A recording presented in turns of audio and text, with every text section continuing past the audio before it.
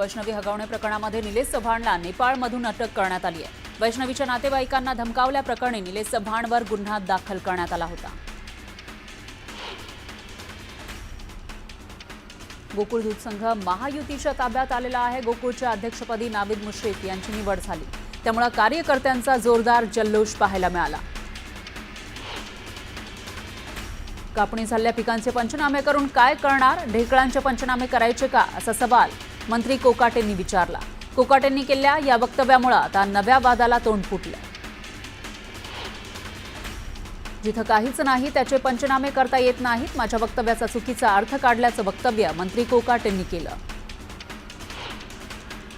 शरद पवार आणि अजित पवारांच्या विलीनीकरणाला प्रफुल्ल पटेल आणि सुनील तटकरेंचा विरोध आहे, असा मोठा दावा शिवसेना युबीटीचे खासदार संजय राऊत यांनी केलाय। संजय राऊत वैफल्यग्रस्त आहेत, त्यांच्या बोलण्याला कुठलाही आधार नाही, अमोल मिटकरींनी संजय राऊतांवर ही टीका केली। राज्यातील महत्त्वाच्या पालिकांसाठी महायुतीचा नो रिस्क धोरण पाहायला मिळत आहे। महायुतीच्या पालिका निवडणुका महायुती एकत्रच लढणार आहे, अशी माहिती महायुतीच्या वरिष्ठ नेत्यांनी दिली आहे। शरद पवारांना पुन्हा नोटीस बजावण्यात यावी, अशी मागणी प्रकाश आंबेडकर यांनी भीमा कोरेगाव आयोगाला केली आहे। भीमा कोरेगाव चौकशी आयोगाकडे प्रकाश आंबेडकर यांनी अर्ज सादर केला। सोलापूरमध्ये शिवसेना जिल्हा प्रमुख म्हणून अमर पाटलांची निवड करण्यात आली आहे। आगामी पालिका निवडणुकीमध्ये शिवसेनेचा झेंडा फडकवण्याचा निर्धार त्यांनी केला आहे। गृहराज्यमंत्री योगेश कदम यांनी उद्धव ठाकरेंना धक्का दिला। दापोली नगरपंचायत ठाकरे गटाकडून हिसकावून घेतली आहे। शिवसेनेच्या कृपा घाग यांनी शिवसेनेमध्ये प्रवेश केल्यानं ममता मोरेंविरोधात अविश्वास प्रस्ताव दाखल करत नगराध्यक्षपदी कृपा घाग यांची वर्णी लागली।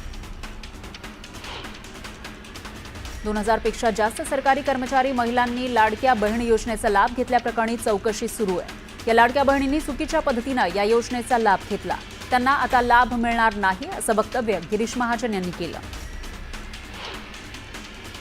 सातारा जिल्ह्यामध्ये शरद पवारांना आणखी एक धक्का बसणार आहे। निष्ठावंत पाटणकर घराणं पवारांची साथ सोडणार आहे। विक्रमसिंग पाटणकर भाजपमध्ये प्रवेश करण्याची चर्चा आहे।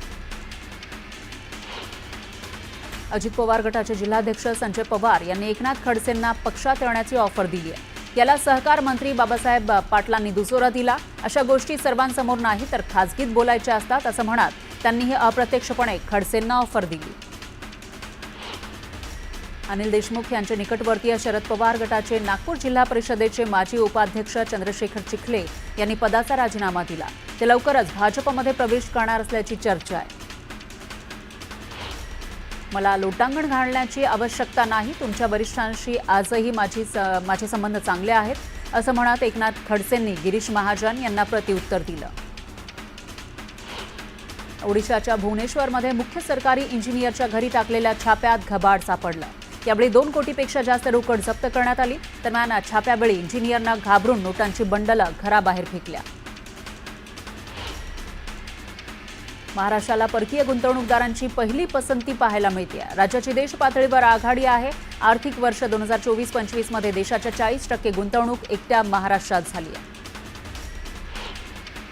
फार्मा कंपनीच्या व्यावसायिकांना ड्युप्लेक्ससाठी तब्बल 639 कोटी रुपये मोजले। भारताच्या इतिहासातील सर्वात महागडा व्यवहार हा मुंबईतील वरळीमध्ये झाला। नीट पीजी परीक्षेबाबत सुप्रीम कोर्टाने महत्त्वाचा निर्णय घेतलाय। नीट पीजी परीक्षा 15 जूनला होणार आहे। एकाच शिफ्टमध्ये या परीक्षा होणार आहेत। वरिष्ठ पोलीस अधिकारी जालिंदर सुपेकर यांनी स्पष्टीकरण दिलंय। हगवणेंना शस्त्र परवाना मीच दिलाय हे म्हणणं चुकीचं आहे। शस्त्र परवान्याचे अधिकार संबंधित पोलीस आयुक्तांना असतात, असा दावा जालिंदर सुपेकर यांनी केला। धाराशिव जिल्ह्यातील येडशी परिसरामध्ये मुसळधार पावसानं हजेरी लावली, त्यामुळे लातूर आणि बार्शी मार्गावर पाणी झालं। जागोजागी पाणी साचलं, त्यामुळे रस्तेही खचले, तर रस्ता खचल्यानं जीव धोक्यात घालत नागरिकांना प्रवास करावा लागला। मराठवाड्यातील 8ही जिल्ह्यांमध्ये मागील 24 तासात दमदार पाऊस झाला। 680 गावांमध्ये अतिवृष्टीची नोंद झाली आहे, तर सर्वाधिक पावसाची नोंद जालना जिल्ह्यात झाली। बीडमध्ये झालेल्या मुसळधार पावसामुळे बिंदुसरा धरण ओव्हरफ्लो झालं। सांडव्यातून पाण्याचा विसर्ग सुरू झाला, त्यामुळे बीडकरांच्या पाण्याचा प्रश्न मिटलाय। बीड शहराला पाणी पुरवठा करणारा बिंदुसरा धरण पूर्ण क्षमतेने भरलंय, त्यामुळे बीडचे आमदार संदीप क्षीरसागर यांनी तलावातील पाण्याचं विधिवत जलपूजन केलं। बीडच्या बिंदुसरा नदीला पूर आलाय, दगडी पुलावरून पाणी वाहू लागलं, त्यामुळे नदीकाठच्या नागरिकांना सतर्कतेचा इशारा देण्यात आला। तर बिंदुसरा धरण ओव्हरफ्लो झाल्यानं पुराची शक्यता वाढलेली आहे।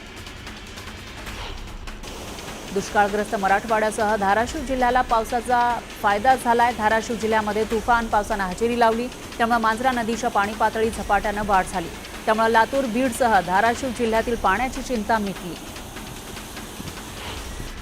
भूम तालुक्यातील ईट गावात ढगफुटीसारखा पाऊस झाला, त्यामुळे सर्व परिसरासह शिवारात पाणी साचलं, तर महादेव मंदिरही पाण्याखाली गेलं। शेतातही पाणी साचलं, त्यामुळे शेतकऱ्यांचं मोठं नुकसान झालं। मुसळधार पावसामुळे छत्रपती संभाजीनगर जिल्ह्यातील घारेगाव पिंपरी शिवारातील शेतकऱ्याची विहीर खचली आहे। विहीर खचण्याची घटना सीसीटीव्हीमध्ये कैद झाली। अवघ्या काही सेकंदातच विहीर जमीनदोस्त झाली, त्यामुळे शेतकऱ्याचे तब्बल 10 ते 12 लाखांचं नुकसान झालं। साताऱ्याच्या माण तालुक्याला अतिवृष्टीतील नुकसानीची पाहणी ग्रामविकास मंत्री जयकुमार गोरेंनी केली। यावेळी त्यांनी शेतकऱ्यांना मदतीचं आश्वासन दिलं। आमदार निलेश राणे यांनी कुडाळ तालुक्यातील माणगाव खोऱ्यातील आंबेरी इथल्या पुलाची पाहणी केली। तसंच दुकानवाड इथल्या गावांना जोडणाऱ्या नव्या पुलाचं काम सुरू आहे आणि त्या कामाची पाहणीही त्यांनी केली। अहिल्यानगर जिल्ह्यात मागील काही दिवसांपासून मुसळधार पावसानं हजेरी लावली आहे, त्यामुळे पिकांचं मोठं नुकसान झालंय।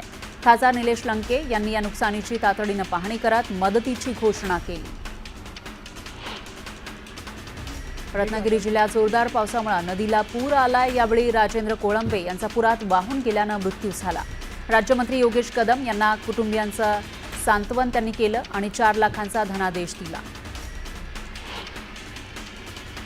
वाशिम जिल्ह्यामध्ये पावसामुळे चवळी पिकावर मोझॅक रोगाची लागण झाली आहे, त्यामुळे चवळी उत्पादक शेतकरी चिंतेत सापडलाय। नाशिक जिल्ह्यामध्ये पावसानं जोरदार हजेरी लावली, यामुळे शेतशिवारात पाणी साचलं आणि शेती पिकांचं नुकसान झालं, यामुळे शेतकरी चिंतेत सापडलाय। यवतमाळ जिल्ह्यामध्ये पावसानं जोरदार हजेरी लावली, मूग पिकाचं मोठं नुकसान झालं, यामुळे शेतकऱ्यांची चिंता वाढली आहे। मुसळधार पावसामुळे शेतीचं मोठं नुकसान झालंय, विशेषतः भाजीपाल्याचं नुकसान झालं, त्यामुळे भाजीपाल्यावर रोग आणि किडीचा प्रादुर्भाव झालाय, तर भाज्यांच्या दरातही वाढ झाली आहे, त्यामुळे सामान्यांच्या खिशाला कात्री लागली।